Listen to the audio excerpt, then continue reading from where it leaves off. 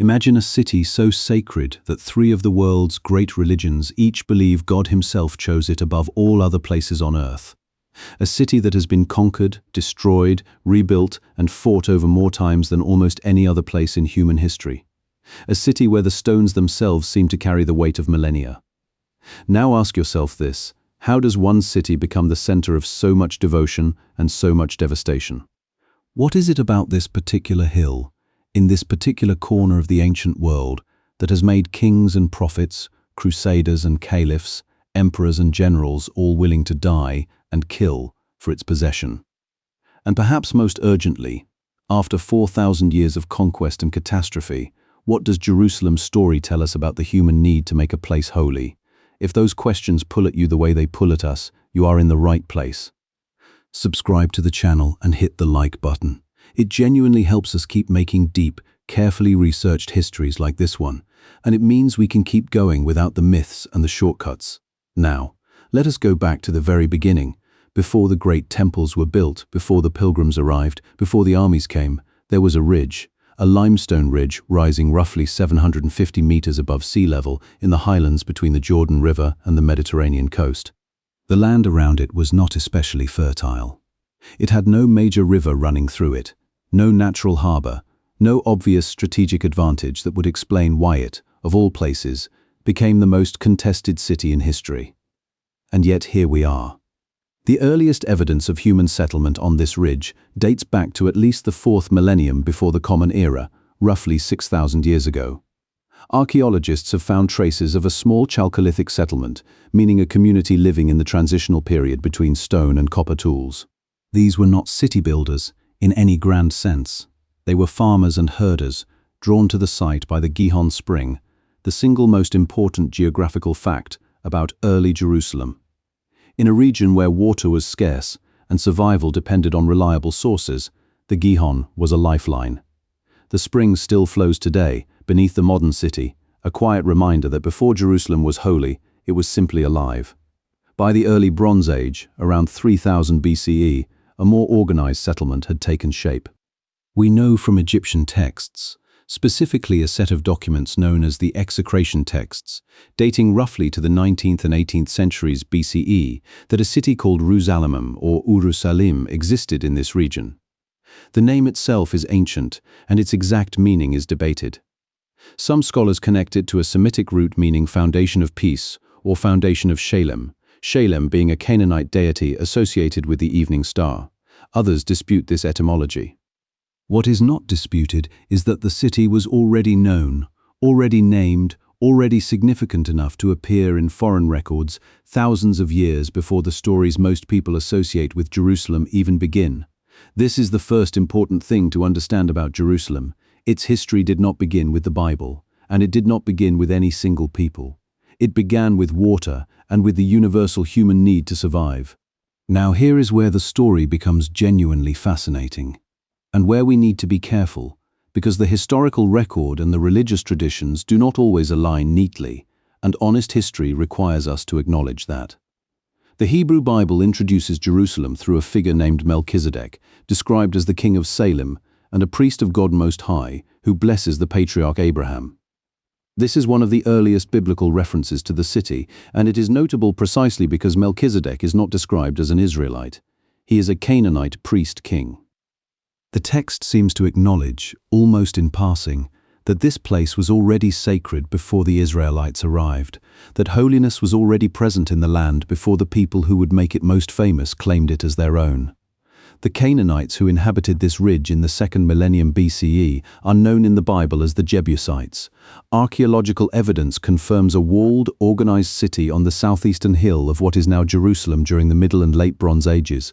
This was a real functioning urban center, not a mythological backdrop. It had fortifications, a water system, administrative structures. Egyptian letters from the 14th century BCE, discovered in the archive of Tel El Amarna in Egypt, include correspondence from a ruler of Jerusalem named Abdi Haber, who wrote to the Egyptian pharaoh appealing for military support against local threats. These letters are remarkable. They are among the earliest direct written evidence of Jerusalem as a political entity, and they show a city already caught between competing powers, already asking for protection, already at the center of regional tension. Sound familiar? The transition from Jebusite Jerusalem to Israelite Jerusalem is one of the most significant moments in the city's history, and one of the most contested. According to the books of Samuel in the Hebrew Bible, King David captured the Jebusite city sometime around 1000 BCE and made it his capital. The text describes a specific military maneuver involving a water shaft, possibly the very shaft archaeologists have identified near the Gihon Spring, that allowed David's forces to enter the city.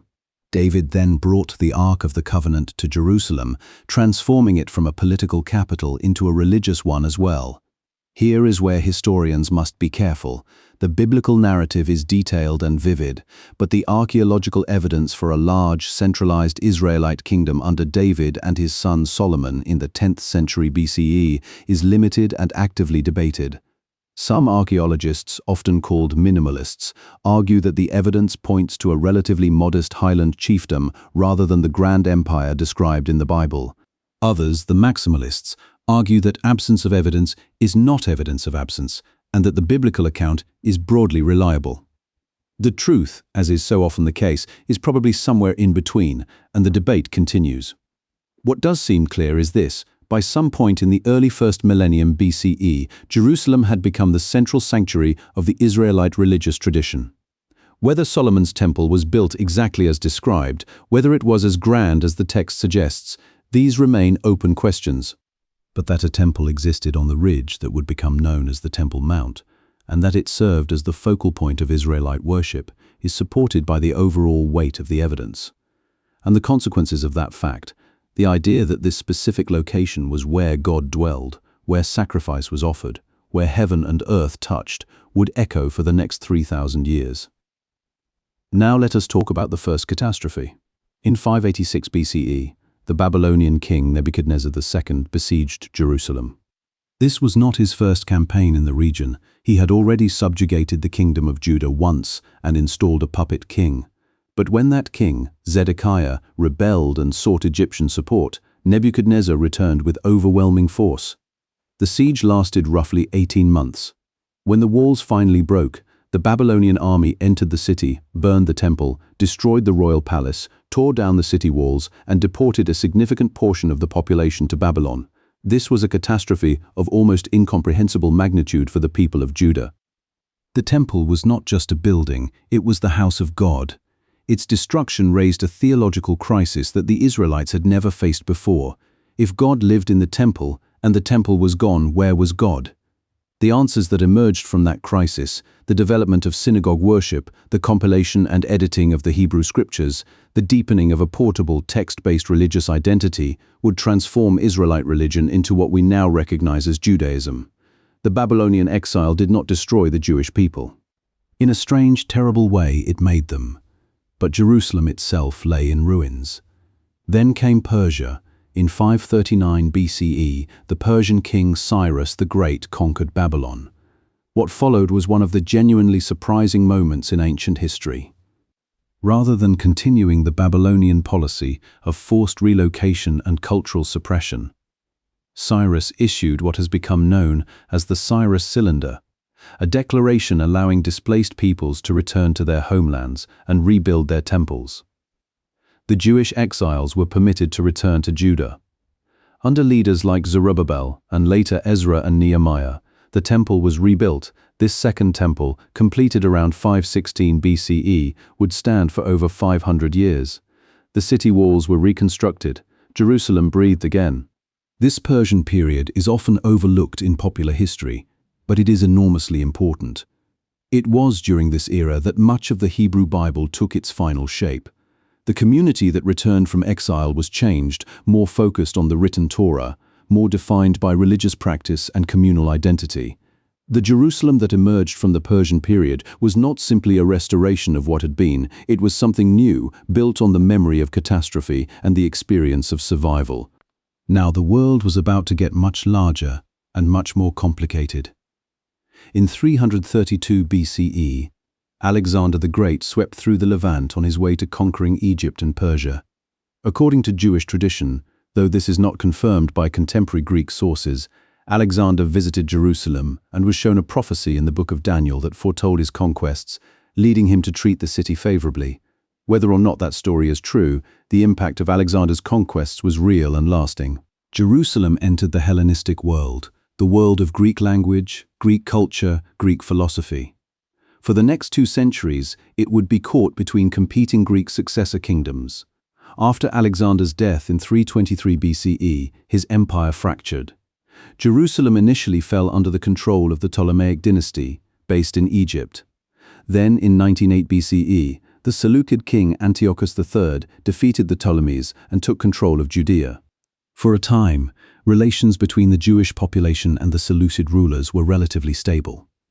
Then came Antiochus IV. Antiochus IV Epiphanes. The name Epiphanes means God manifest, though his contemporaries apparently nicknamed him Epimanes, meaning the Mad One, was a Seleucid king who came to power in 75 BCE. His policies toward Jerusalem triggered one of the most dramatic revolts in ancient history.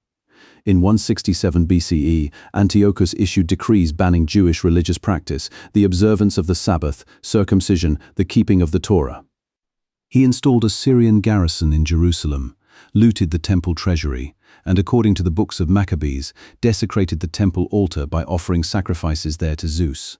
Whether this was a deliberate policy of religious persecution or a heavy-handed response to internal Jewish political conflicts, historians debate this, the effect was incendiary. A priestly family from the town of Modian, the Hasmoneans, led by Mattathias and then his son Judah Maccabee, launched a guerrilla revolt. Against considerable odds, they fought the Seleucid forces to a standstill, recaptured Jerusalem, and in 164 BCE purified and rededicated the temple. This event is commemorated every year in the Jewish festival of Hanukkah, a festival of lights celebrating a military and religious victory that took place over 2,000 years ago. The Hasmonean dynasty that emerged from this revolt ruled Jerusalem for roughly a century, expanding the territory of Judea significantly. But they were also plagued by the problem that would afflict nearly every ruling dynasty in Jerusalem's history: internal division. By the 1st century BCE, 2 Hasmonean brothers, Hyrcanus and Aristobulus, were fighting each other for control of the city. In a decision that would have consequences stretching across millennia, both sides appealed to Rome. This was the moment Rome entered Jerusalem's story, and Rome does not leave quietly. In 63 BCE, the Roman general Pompey arrived in the region and, after a siege of the Temple Mount that reportedly lasted 3 months, entered the city. He walked into the Holy of Holies, the innermost sanctuary of the temple, where Jewish law permitted only the high priest to enter, and only once a year. According to the historian Josephus, Pompey looked around, touched nothing, and left. But the symbolic violation was enormous. Jerusalem was now, in effect, a client state of Rome. The decades that followed were turbulent. Rome ruled through client kings, the most significant of whom was Herod the Great, appointed king of Judea by the Roman Senate in 37 BCE. Herod was a figure of extraordinary contradictions, a brilliant builder and a ruthless autocrat, deeply insecure about his legitimacy, capable of both magnificent generosity and shocking cruelty. He was of Idumean descent, and many Jews regarded him as not truly Jewish, a perception that haunted his reign. But Herod built. He built on a scale that still astonishes archaeologists today. His most ambitious project was the expansion of the Temple Mount, the platform on which the temple stood. Herod essentially doubled the size of the mountain, constructing massive retaining walls that enclosed an area of roughly 144,000 square meters. The stones used in these walls were enormous, some weigh hundreds of tons. One section of Herod's western retaining wall still stands today. It is known as the Western Wall, or the Kotel, and it is the holiest site in Judaism where prayer is currently permitted. Every day, thousands of people press their hands and foreheads against stones that Herod's workers cut and placed more than 2,000 years ago. That is the kind of wow fact that stops you in your tracks. The most sacred site of daily Jewish prayer is literally a piece of a building project commissioned by a king whom many of his own subjects considered a usurper. Herod died in 4 BCE, or possibly slightly later. The exact date is debated, and his kingdom was divided among his sons. Roman administration tightened. Tensions between the Jewish population and Rome grew, And into this volatile world, according to the Christian Gospels, a figure from Galilee named Jesus of Nazareth came to Jerusalem, taught in the temple courts, was arrested, tried, and executed by crucifixion, a Roman method of execution outside the city walls. The Gospels place these events during the governorship of Pontius Pilate, roughly around 30 to 33 CE. The historical evidence for Jesus is limited, but not non-existent outside the New Testament. The Jewish historian Josephus and the Roman historian Tacitus both make references to him or his followers. But the impact of the belief that Jesus rose from the dead, and that his death and resurrection had cosmic significance, would transform Jerusalem into the central sacred geography of a new religion that would eventually spread across the entire world. The Church of the Holy Sepulchre, built on the traditional site of the crucifixion and burial, would become one of the most visited pilgrimage sites in history. But before Christianity could transform Jerusalem, Rome would nearly destroy it. The tensions between Rome and the Jewish population of Judea had been building for decades. Taxation, cultural humiliation, the presence of Roman soldiers, the incompetence and occasional brutality of Roman governors. In 66 CE, a full-scale revolt broke out. The First Jewish-Roman War, as historians call it, was a catastrophic conflict that ended with the Roman general Titus, son of the Emperor Vespasian, besieging Jerusalem in 70 CE. The siege was brutal. Josephus, who had been a Jewish commander before surrendering to the Romans and becoming their historian, described the suffering inside the city in harrowing detail. Food ran out. Disease spread. Internal factions within the city fought each other even as the Romans pressed the walls. When the Romans finally broke through the temple, Herod's magnificent temple, the Second Temple was destroyed by fire. The exact circumstances of the destruction are debated. Josephus claims Titus tried to save the temple but was overruled by events. Other ancient sources suggest Titus ordered its destruction. Either way, the building burned. The loss was staggering. The temple had been the center of Jewish religious life for over 500 years. Its destruction meant the end of the sacrificial system, the dispersal of the priestly class, the scattering of the population. The Romans carried the temple's treasures, including the great menorah, the seven-branched candelabrum, back to Rome in triumph.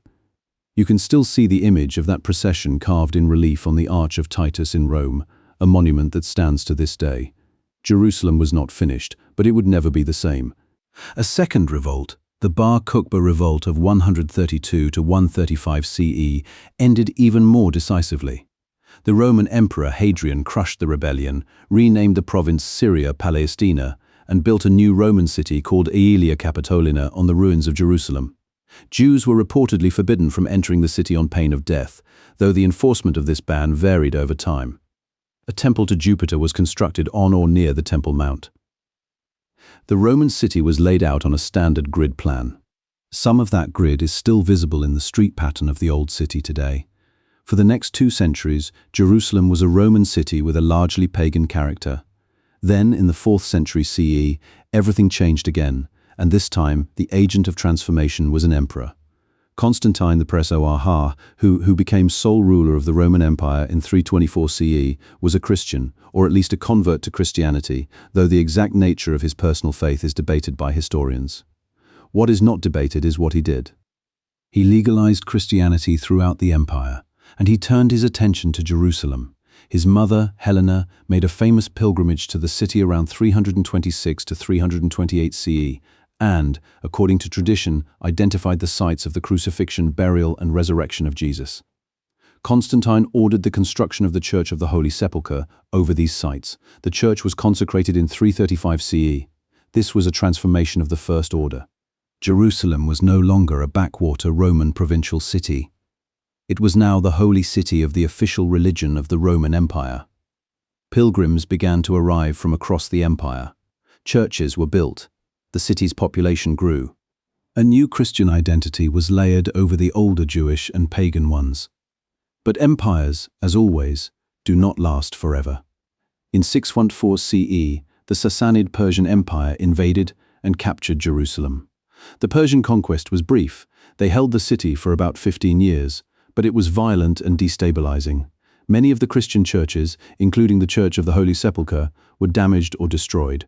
The Persians were eventually expelled by the Byzantine Emperor Heraclius in 629 CE, who restored Christian control and, in a moment of genuine historical drama, reportedly carried back to Jerusalem the true cross, which the Persians had taken as a trophy. Heraclius's triumph lasted less than a decade. In 637 CE, the Arab Muslim army under the Caliph Umar ibn al-Khattab entered Jerusalem. This was one of the most consequential moments in the city's entire history, and it happened with remarkably little violence. The Byzantine patriarch Sophronius surrendered the city after negotiations. Umar himself reportedly came to Jerusalem in person to receive the surrender, a gesture of personal significance. According to Islamic tradition, Umar refused to pray inside the Church of the Holy Sepulchre when invited to do so, saying that if he did, Muslims might later claim the church as a mosque. Instead, he prayed outside. Whether or not every detail of this account is precisely accurate, the story reflects a real historical reality. The early Islamic conquest of Jerusalem was, by the standards of the age, relatively tolerant of the existing religious communities. But why was Jerusalem sacred to Islam in the first place? This requires a brief explanation. The Quran does not mention Jerusalem by name, but Islamic tradition holds that the Prophet Muhammad, during the night journey described in the Quran, was transported from Mecca to the farthest mosque, Al-Masjid al-Aqsa, and from there ascended to heaven. The farthest mosque was identified with Jerusalem, and specifically with the Temple Mount. This identification made Jerusalem the third holiest city in Islam, after Mecca and Medina. The Dome of the Rock, one of the most beautiful buildings in the world, was constructed on the Temple Mount by the Umayyad Caliph Abd al-Malik between 688 and 692 CE, making it one of the oldest surviving Islamic buildings. Its golden dome has dominated the Jerusalem skyline for over 13 centuries. The Dome of the Rock is built over a massive exposed bedrock known as the foundation stone. In Jewish tradition, this rock is associated with the Holy of Holies of the Temple, the place where the Ark of the Covenant once stood. In Islamic tradition, it is the spot from which Muhammad ascended to heaven. In Christian tradition, some have associated it with the site of Abraham's near sacrifice of Isaac. One rock, three traditions, all of them ancient, all of them sincere, all of them pointing to the same piece of stone on the same hill in the same city. If you wanted to design a situation guaranteed to produce centuries of conflict, you could not do better. Under early Islamic rule, Jerusalem was generally a place of relative coexistence by the standards of medieval civilization. Jews, who had been largely excluded from the city under Byzantine rule, were permitted to return. Christians were allowed to maintain their churches and their pilgrimages, though they paid a special tax. The city was governed by a succession of Islamic dynasties, Umayyads, Abbasids, Fatimids, each leaving their mark on the urban landscape. Then, in 10,099, the Crusaders arrived. The Crusades were a series of military campaigns launched by Western European Christians, initially called for by Pope Urban II in 10,005, with the stated goal of recapturing the Holy Land from Muslim control. The First Crusade, against considerable historical odds, succeeded. After a grueling march across Anatolia and the Levant, the Crusader army reached Jerusalem in June 10,099 and besieged the city. On July 15, 1099, they breached the walls. What followed was one of the darkest episodes in Jerusalem's long history of darkness. Contemporary sources, both Christian and Muslim, describe a massacre of the city's inhabitants that shocked even people of that era. The Jewish community of Jerusalem was reportedly burned alive in their synagogue. The Muslim population was killed in large numbers. The accounts vary in their details, and some historians debate the precise scale of the killing, but the broad outlines are not disputed. The conquest of Jerusalem in 10,099 was extraordinarily violent, even by medieval standards. The Crusaders established the Kingdom of Jerusalem, a feudal Christian state that would survive, in various forms, for nearly 2 centuries. They converted the Dome of the Rock into a church and built extensively across the city. The Church of the Holy Sepulchre was expanded and renovated into roughly the form it holds today.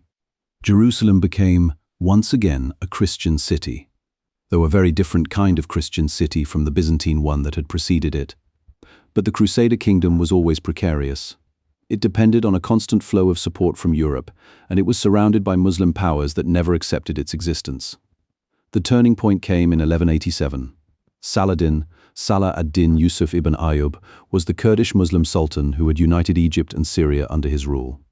He was, by the accounts of both his allies and his enemies, a figure of considerable military genius and personal nobility. In July 1187, at the Battle of Hattin near the Sea of Galilee, Saladin's forces destroyed the main Crusader army. It was a decisive, catastrophic defeat. Jerusalem was now essentially defenseless. Saladin besieged the city in September 1187. The contrast with 1099 was stark. When Jerusalem surrendered, Saladin ordered that no massacre take place. Christians were allowed to ransom themselves and leave. Those who could not pay were eventually released. The Jews were invited to return. The Dome of the Rock was purified and restored to use as a mosque. The Church of the Holy Sepulchre was not destroyed. Saladin reportedly said that the holy places of Christianity should be respected. Historians debate how much of Saladin's clemency was genuine religious principle and how much was political calculation. He wanted to present himself as a just ruler and contrast himself favorably with the Crusaders. Probably both were true. What is certain is that his recapture of Jerusalem sent shockwaves through Europe and triggered the Third Crusade, which brought King Richard I of England, Richard the Lionheart, to the Holy Land. Richard and Saladin fought to a standstill. Jerusalem remained in Muslim hands. The two leaders, according to some accounts, developed a genuine mutual respect, though they never met face to face. The Crusader presence in the region continued for another century, with various groups holding different coastal cities and making periodic attempts to recapture Jerusalem. The city itself changed hands several more times. In 1229, the Holy Roman Emperor Frederick II, in a move that scandalized both Christian and Muslim religious authorities, negotiated a treaty with the Ayyubid Sultan al-Kamil that handed Jerusalem back to Christian control for a period of 10 years, while allowing Muslims to retain access to the Temple Mount. It was a diplomatic solution that outraged almost everyone. The Pope excommunicated Frederick, and Muslim religious leaders were furious with al-Kamil. But it worked, briefly, as a model of negotiated coexistence. In 1244, Jerusalem was sacked by Khwarezmian mercenaries and fell definitively out of Crusader hands. The Crusader states in the region limped on until 1291, when the last Crusader stronghold, Acre, fell to the Mamluk Sultanate. The Mamluks, a dynasty of slave soldiers who had overthrown the Ayyubids in Egypt, ruled Jerusalem from 1260 to 1517. This period is often overlooked in popular history, but it was enormously important for the city's physical development. The Mamluks were prolific builders. Many of the beautiful medieval structures visible in the old city today, the elegant stone facades, the striped masonry, the ornate portals, are Mamluk constructions. The Mamluks also stopped the Mongols, who had swept across the Islamic world and destroyed Baghdad in 1258, from advancing into Egypt and the Levant. At the Battle of Ain Jalut in 1260, a Mamluk army defeated a Mongol force, one of the first significant defeats the Mongols had suffered. Jerusalem was spared the fate of Baghdad. Then came the Ottomans. In 1517, the Ottoman Sultan Selim I defeated the Mamluks and incorporated the Levant, including Jerusalem, into the Ottoman Empire. Jerusalem would remain under Ottoman rule for exactly 400 years, the longest period of stable single-power control in the city's modern history. The Ottoman period brought significant changes. The most visible legacy is the city walls that still define the old city today. Suleiman the Magnificent, who ruled from 1520 to 1566, rebuilt the walls of Jerusalem between 1537 and 1541. These are the walls you see in photographs of the old city, massive, crenellated, punctuated by gates. They are not ancient. They are 16th century Ottoman construction, built on older foundations, but essentially the work of Suleiman's engineers. Under Ottoman rule, Jerusalem was a relatively minor provincial city. It was not a great commercial center or a seat of imperial power, but it was holy, and pilgrims continued to arrive from across the world. Jewish pilgrims to the Western Wall, Christian pilgrims to the Church of the Holy Sepulchre, Muslim pilgrims to the Haram al-Sharif, the noble sanctuary, as the Temple Mount was known in Islamic tradition. The various communities, Jewish, Christian, Muslim, and within each of those, numerous sub-denominations and sects lived in a complex, often tense, but generally functional coexistence. The 19th century brought new pressures. European powers began competing for influence in the Holy Land. France claimed a protectorate over Catholic interests, Russia over Orthodox Christian interests, Britain over Protestant ones. Jewish immigration to Palestine began to increase, driven partly by religious longing and partly by the growing persecution of Jewish communities in Eastern Europe and Russia. The idea of Zionism, the establishment of a Jewish national home in the ancestral homeland, was being articulated by thinkers like Theodor Herzl, who published his foundational text Der Judenstaat, the Jewish State, in 1896. The Ottoman Empire, meanwhile, was weakening. The First World War brought the final collapse. In 1917, British forces under General Edmund Allenby advanced through the Sinai and into Palestine. On December 11, 1917, Allenby entered Jerusalem on foot. He reportedly dismounted from his horse out of respect for the Holy City. The 400-year Ottoman era was over.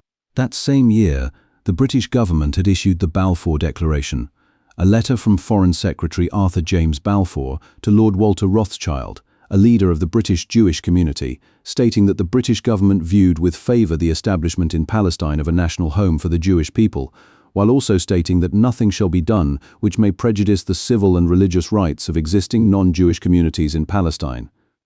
The tension embedded in that single sentence, between the promise to one community and the protection of another, would define the next century of Jerusalem's history.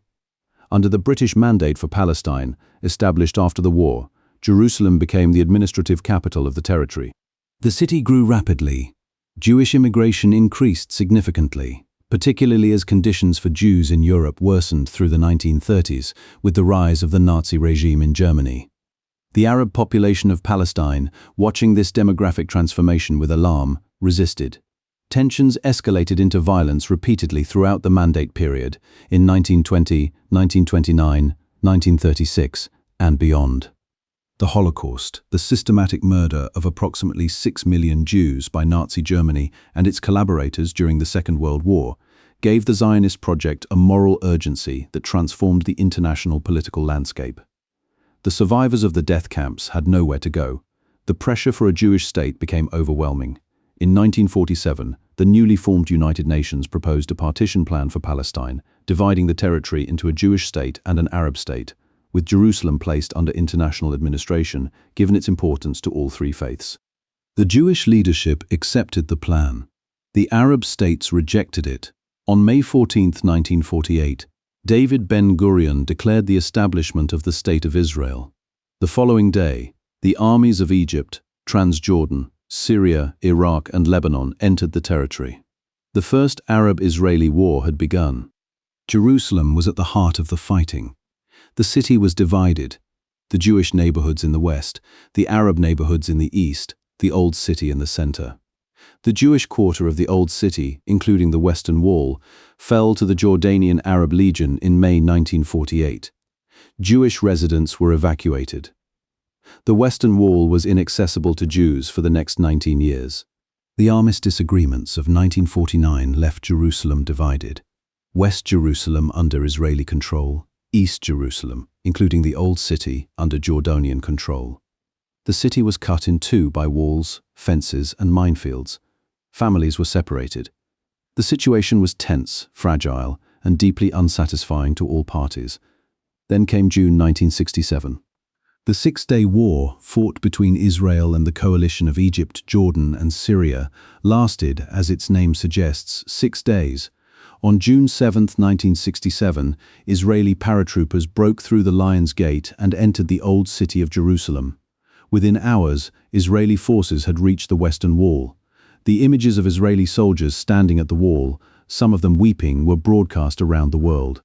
Israel's defense minister, Moshe Dayan, announced, "We have returned to our holiest places, never to part from them again." Israel annexed East Jerusalem, a move that has not been recognized by the international community, which continues to regard the final status of Jerusalem as a matter to be determined through negotiation. The status of Jerusalem remains, to this day, one of the most sensitive and unresolved issues in international diplomacy. Under Israeli administration, the Jewish quarter of the Old City was rebuilt and resettled. Access to the Western Wall was dramatically expanded. The Temple Mount, the Haram al-Sharif, was left under the administration of the Islamic Waqf, a religious trust, in an arrangement that has been a source of ongoing tension. Jews are permitted to visit the Temple Mount, but not under current arrangements, to pray there, a restriction that is contested by various Jewish groups. The practical management of the most contested piece of real estate on earth is a daily exercise in fragile compromise. In 1980, Israel passed the Jerusalem Law, declaring Jerusalem complete and united as the capital of Israel. The United Nations Security Council responded with a resolution calling the law null and void. Most countries maintain their embassies in Tel Aviv rather than Jerusalem. In 2017, the United States recognized Jerusalem as Israel's capital and moved its embassy there, a decision that was celebrated by Israel and condemned by the Palestinian Authority and much of the international community. The Palestinian Authority, which administers parts of the West Bank under agreements reached in the 1990s, claims East Jerusalem as the capital of a future Palestinian state. The question of whether, how, and under what conditions that state might be established and what role Jerusalem would play in it remains unresolved. This is where the story of Jerusalem stands today, a city of extraordinary beauty and extraordinary pain, sacred to hundreds of millions of people across the world, claimed by multiple peoples, administered under arrangements that satisfy almost no one, and yet still alive, still inhabited, still prayed in, argued over, built upon, and loved with an intensity that defies rational explanation. What does 4,000 years of Jerusalem's history actually teach us? A few things stand out. First, the idea that any single people owns Jerusalem in any simple or permanent sense is contradicted by the city's own history. The city has been Canaanite, Jebusite, Israelite, Babylonian, Persian, Hellenistic, Hasmonean, Roman, Byzantine, Islamic, Crusader, Ayyubid, Mamluk, Ottoman, British, Jordanian, and Israeli. Each era left its mark. Each claim is real, each claim is partial. Second, the city's holiness is not an accident or a myth. It is the accumulated product of thousands of years of genuine devotion, genuine sacrifice, genuine spiritual experience. People have been praying in Jerusalem for longer than most civilizations have existed. That is not nothing. That is something profound about the human capacity to invest a place with meaning. Third, the pattern of conquest, destruction, and rebuilding that runs through Jerusalem's history is not simply a story of violence. It is also a story of extraordinary resilience. The city has been burned, looted, and abandoned multiple times. It has always come back. The Gihon Spring still flows. The stones of Herod's wall still stand. The prayers still rise. And fourth, perhaps most importantly, Jerusalem's history shows us that the hardest problems in human affairs are not the ones that lack solutions. They are the ones where multiple legitimate claims, multiple genuine needs, multiple deep histories all converge on the same point. Jerusalem is not a puzzle waiting to be solved. It is a condition waiting to be managed, with wisdom, with honesty, with the willingness to see the other person's story as real. Whether the people who hold power over Jerusalem's future will find that wisdom is the question that the next chapter of this ancient city's history will answer.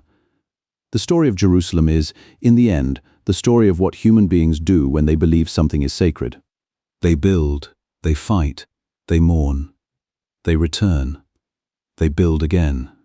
And somewhere in that cycle, in the tension between the sacred and the violent, between devotion and destruction, lies something essential about who we are. That is why this city matters, not just to the people who pray there, but to all of us who are trying to understand what it means to be human across time. Now, what do you think is the most decisive factor in Jerusalem's story? Is it the power of religious belief to inspire both creation and conflict? Or is it the political and military ambitions that have always used religion as a justification? Write your answer in the comments. We genuinely read them, and the conversations there are some of the best on the channel. If this kind of deep, honest history is what you come here for, subscribe and hit the notification bell. It is the single best way to make sure you do not miss the next one. Every subscription genuinely helps us keep making these videos at this level of depth.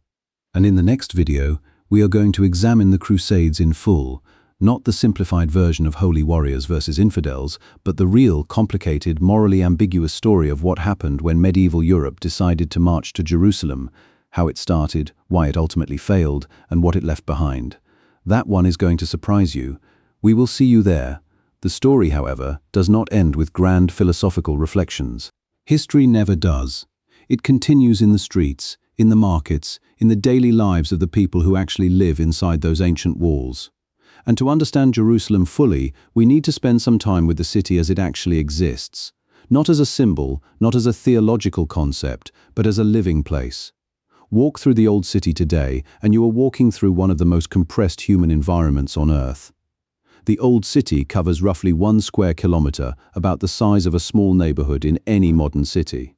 Within that single square kilometer, there are 4 distinct quarters: the Jewish quarter, the Christian quarter, the Muslim quarter, and the Armenian quarter. Each has its own character, its own institutions, its own rhythms of daily life. The Armenian quarter is particularly worth noting. It is a reminder that Jerusalem's story includes communities that do not fit neatly into the three-faith narrative. The Armenians have been a continuous presence in Jerusalem since at least the 5th century CE. Their Cathedral of St. James dates to the 12th century. They are one of the oldest continuously resident communities in the city, and their presence is a quiet rebuke to any simplistic account of who Jerusalem belongs to. The physical layout of the old city is itself a kind of geological record of history. The street level has risen over the centuries as each new civilization built on the rubble of the previous one. In some places, you can descend below the current street and find yourself walking in tunnels and passages that date to the Herodian period, the 1st century BCE. The Western Wall tunnels, which run along the base of Herod's retaining wall northward from the open plaza, contain stones of such massive scale that engineers today are not entirely certain how they were moved. One stone in the tunnel, known as the Western Stone, weighs an estimated 517 tons. It is one of the largest building stones ever used in antiquity. It was placed there by workers using technology we do not fully understand, over 2,000 years ago, and it has not moved since. That is the kind of detail that makes Jerusalem not just a political story or a religious story, but a human story of almost incomprehensible depth. Now let us return to the 20th century, because the modern period of Jerusalem's history is not simply a prelude to the present. It is a fully formed chapter in its own right, with its own tragedies and its own moments of unexpected grace. The period between 1948 and 1967, when Jerusalem was divided between Israel and Jordan, is often treated as a kind of historical pause, a waiting room between the War of Independence and the Six-Day War. But for the people who lived through it, it was anything but a pause. It was a daily reality of separation, anxiety, and loss. Families who had lived in the same city for generations found themselves on opposite sides of a heavily fortified border. The only crossing point between the two halves of the city was the Mandelbaum Gate, which was not really a gate at all, but a checkpoint between two houses in a no-man's land. It was used primarily by diplomats, UN personnel, and Christian pilgrims. Ordinary Israelis and Jordanians could not cross. For Israeli Jews, the inaccessibility of the Western Wall was a wound that did not heal.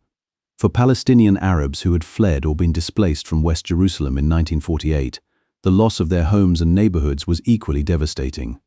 The city's division encoded the trauma of 1948 into stone and wire. Every morning, people woke up in a city that reminded them of what had been lost. When the walls came down in 1967, the reunification of the city was experienced very differently by different communities. For Israeli Jews, it was a moment of almost messianic fulfillment, the return to the holiest site in Judaism after 19 years of separation. The photographs of paratroopers at the Western Wall have become iconic images of the 20th century, charged with emotion that is still palpable decades later.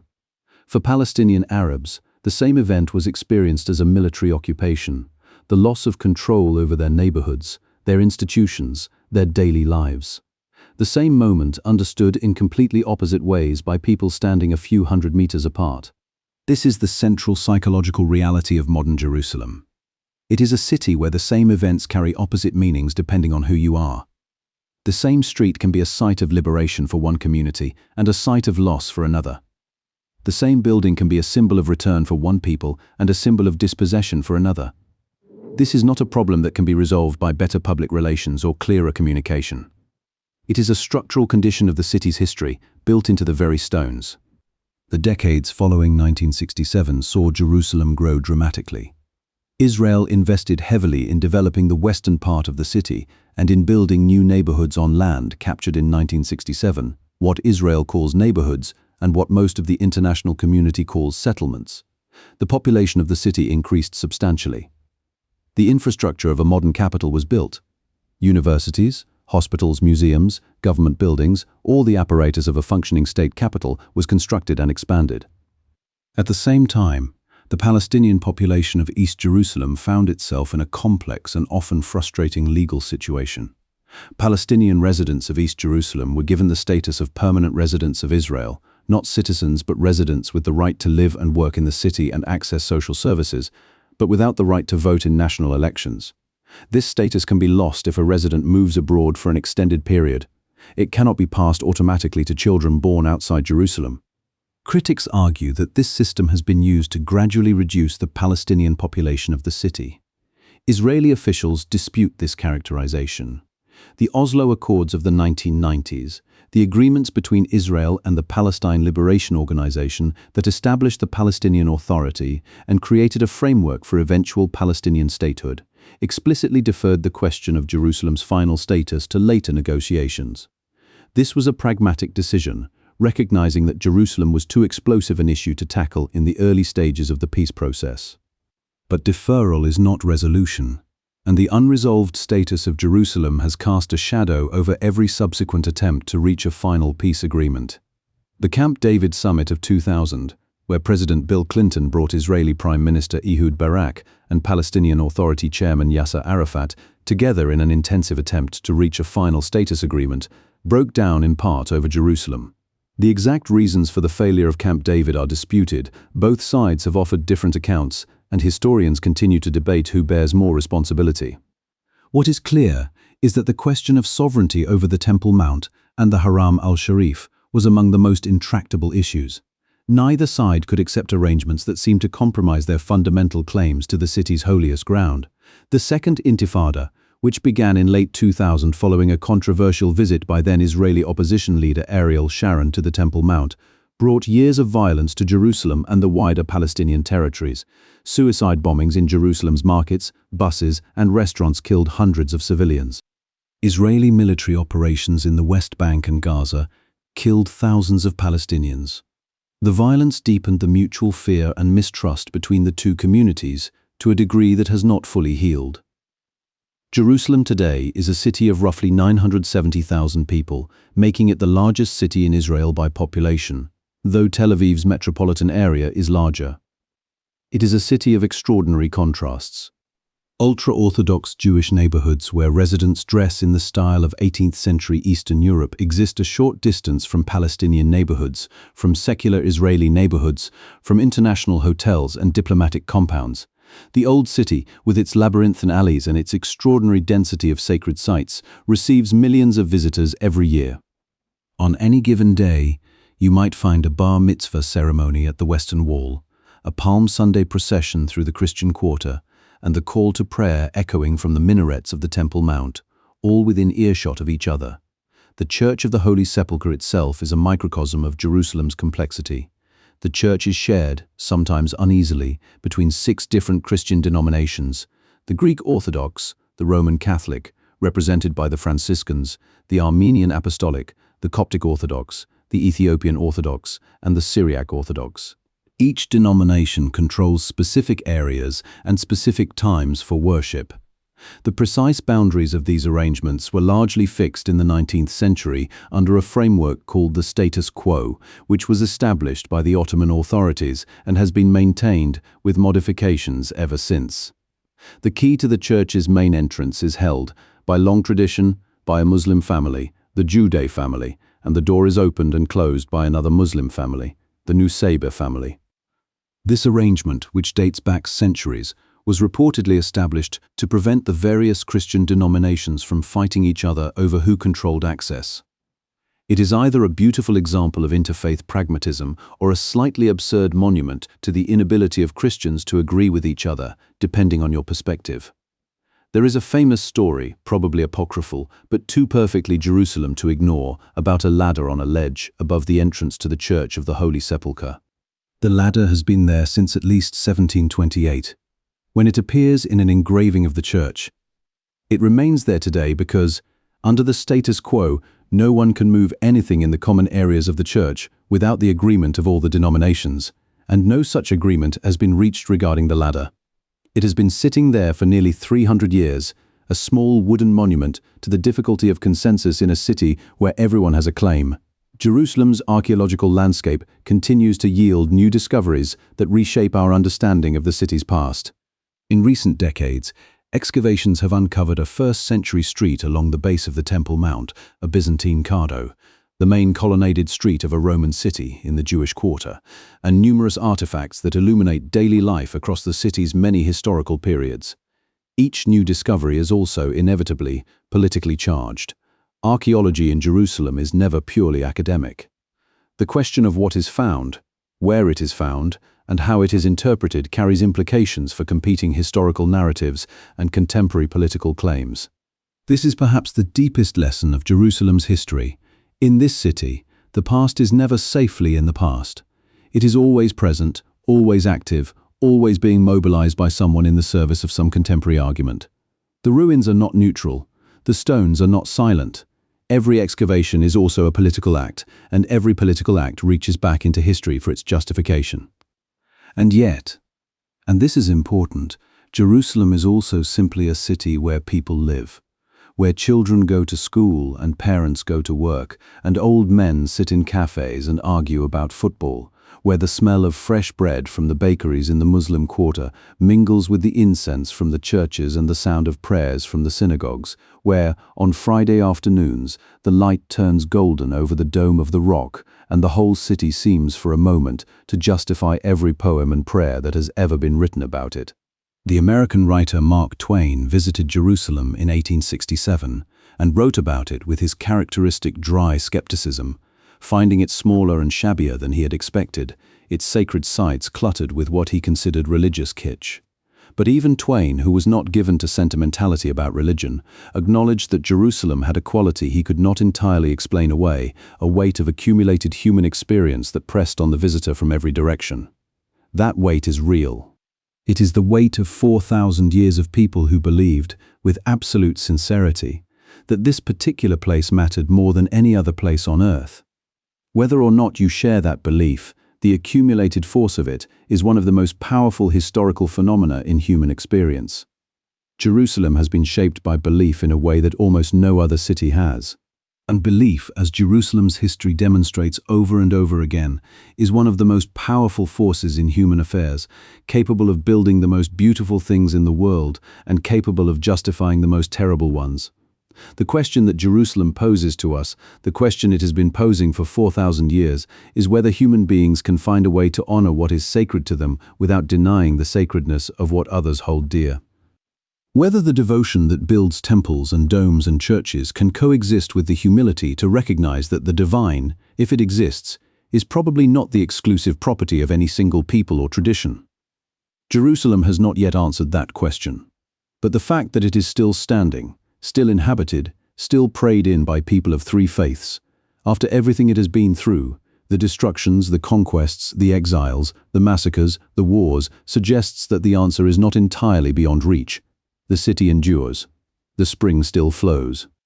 The stones still stand. And the prayers still rise. In Hebrew and Arabic and Greek and Armenian and Latin, from the same small hill above the same ancient valley, as they have for longer than most of human civilization has existed. That, in the end, is the most extraordinary fact about Jerusalem, not any single event in its history, not any single claim to its possession, but the sheer, stubborn, magnificent fact of its continuity. The city has survived everything. It has outlasted every empire that ever claimed it.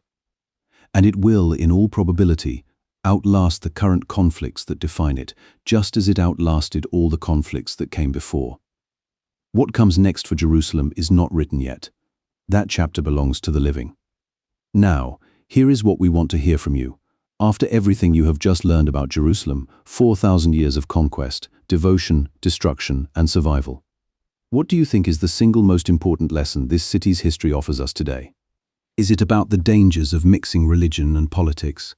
Is it about the resilience of communities in the face of catastrophe? Or is it something else entirely? Leave your answer in the comments below. We read every single one, and the conversations that happen there are genuinely some of the most thoughtful on the platform. If this kind of deep, honest, unfiltered history is what you are looking for, subscribe to the channel and hit the bell so you never miss a new video. Every subscription genuinely helps us keep making content at this level of depth and care, without shortcuts and without myths. And in the next video, we are going to take one of the most dramatic chapters in Jerusalem's story and expand it into a full documentary, the Crusades. Not the simplified version, the real one, with all its moral complexity, its unexpected alliances, its moments of both extraordinary brutality and surprising humanity. How a medieval pope's speech in a French field set in motion a century of consequences that still shape the world we live in. You will not want to miss it. We will see you there.